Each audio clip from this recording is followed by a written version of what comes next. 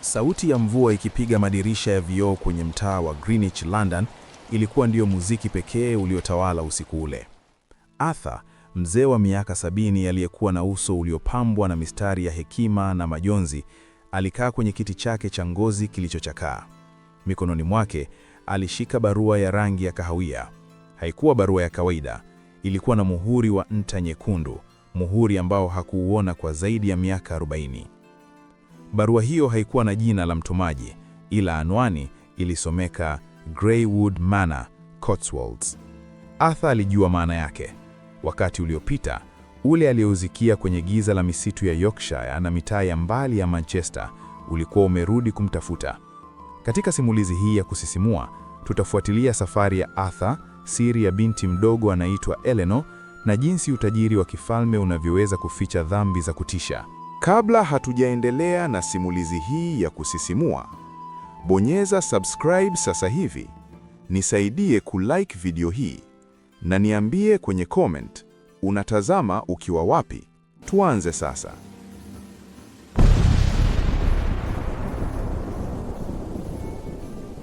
Arthur aliishi maisha ya upweke katika nyumba ndogo ya ghorofa moja huko Greenwich, kusini mwa London. Kazi yake ya ulinzi katika makumbusho ya majini ilikuwa imempa utulivu alioutafuta kwa miaka mingi. Lakini barua hiyo ilibadilisha kila kitu. Alipoifungua, mkono wake ulitetemeka. Ndani kulikuwa na picha ya zamani ya rangi ya sepia. Ilionyesha mwanamke mrembo aliyevaa vazi la enzi za 1970 akitabasamu mbele ya lango kubwa la chuma. Nyuma ya picha kuliandikwa maneno mawili tu kwa ino mweusi: nisamehe Arthur. Mwanamke huyo alikuwa Elizabeth. Elizabeth hakuwa mwanamke wa kawaida, alikuwa binti wa Lord Harrington, mmoja wa matajiri wakubwa wa ardhi nchini Uingereza. Na Arthur alikuwa mtoto wa mfanyakazi wa makaa ya mawe kutoka kaskazini, kijana aliyekuwa amekuja London kutafuta maisha na kuishia kuwa dereba wa familia ya Harrington. Upendo wao ulikuwa mwiko, ulikuwa upendo uliovuka mipaka ya kitabaka ambayo Waingereza huilinda kwa wivu mkubwa. Lakini usiku mmoja wa baridi wa mwaka 1982, Elizabeth alitoweka. Kila mtu aliamini alikimbia nchi, lakini Arthur alijua ukweli mwingine, ukweli ambao ulimlazimisha kukimbia na kubadili jina lake. Asubuhi iliyofuata, Arthur alichukua koti lake la mvua, trench coat, na kofia yake. Alielekea kituo cha reli cha Paddington. Safari ya treni kuelekea vijiji vya Cotswolds ni safari ya kuvutia, ikipita kwenye mashamba ya kijani kibichi na vijiji vya mawe ya manjano, honey-colored stone houses. Lakini kwa Arthur, kila maili aliyokaribia ilikuwa kama anarudi kwenye eneo la uhalifu.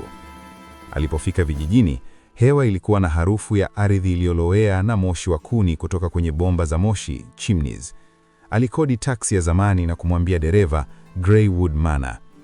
Dereva, mzee mmoja mwenye lafudhi nzito ya kienyeji, alimtazama Arthur kupitia kioo.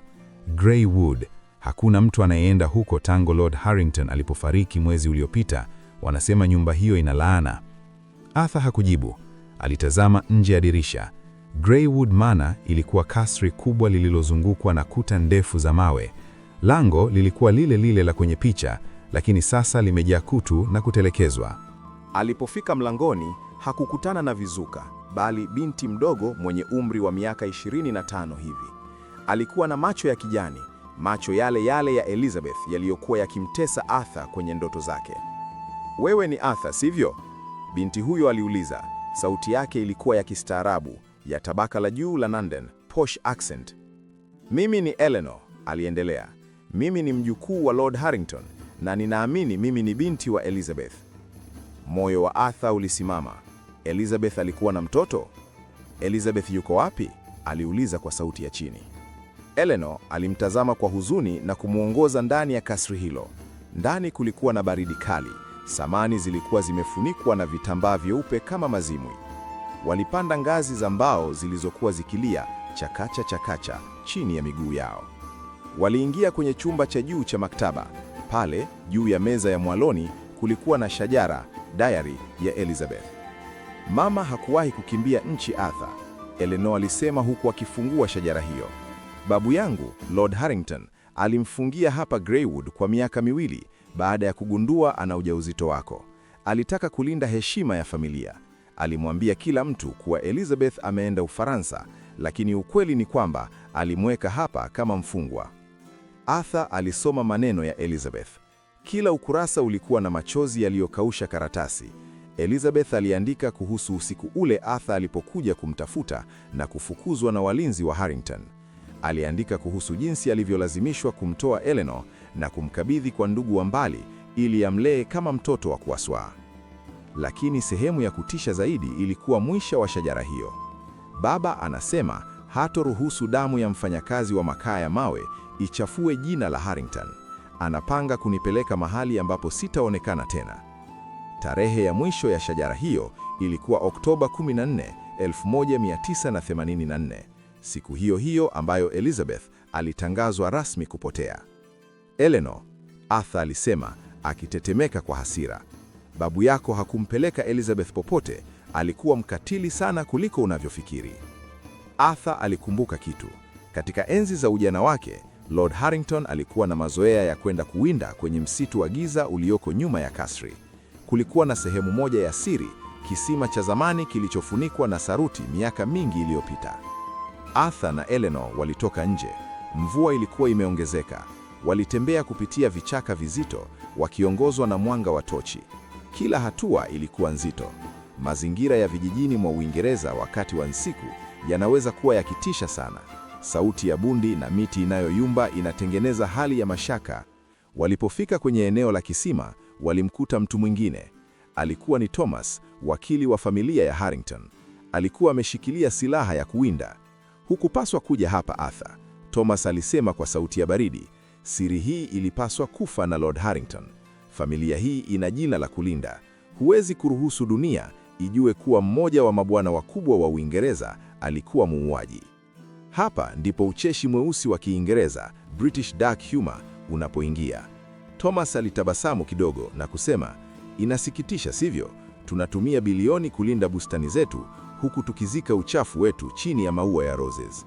Thomas alinyanyua bunduki yake, lakini Arthur, licha ya uzee wake, alikuwa na nguvu ya mtu aliyepoteza kila kitu. Alimrukia Thomas, waliviringika kwenye matope ya baridi.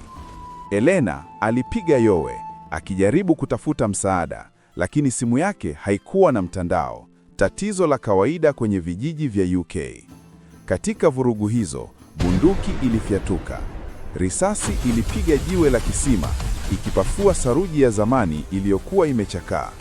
Harufu ya zamani na ya kifo ilitoka ndani ya shimo hilo. Thomas alistushwa na sauti hiyo, na katika sekunde hiyo ya kulegea, Arthur alimpokonya silaha na kumwangusha chini. Elena alikimbia kuelekea kwenye kisima kilichopasuka. Kwa kutumia tochi yake, aliangazia ndani. Chini kabisa, kando ya mabaki ya nguo za hariri ambazo zilikuwa maarufu miaka ya 80, kulikuwa na kitu kilichong'aa. Ilikuwa ni kidani cha dhahabu chenye herufi A na E, Arthur na Elizabeth. Polisi wa eneo la Cotswolds Constabulary walifika saa 2 baadaye. Thomas alikamatwa kwa jaribio la mauaji na kuficha ushahidi wa jinai. Wiki chache baadaye, mabaki ya Elizabeth yalizikwa kwa heshima katika kanisa la kijiji chini ya mti wa mwaloni. Arthur alisimama pale, Elena akiwa kando yake. Jua la baridi lilikuwa likichomoza kwa mbali, likitoa mwanga hafifu juu ya makaburi ya mawe. Utafanya nini sasa? Elena aliuliza. Arthur alitazama kasri la Greywood ambalo sasa lilikuwa mali ya Elena. Nitarudi Greenwich, alisema, lakini safari hii sitakuwa na siri tena. Elizabeth amepatikana. Elena alimshika mkono babu yake. Hutarudi peke yako Arthur. Sisi ni familia sasa, na Greywood tutaigeuza kuwa kituo cha kusaidia wanawake wanaoteswa na mifumo ya kijamii. Hilo ndilo Elizabeth angelitaka.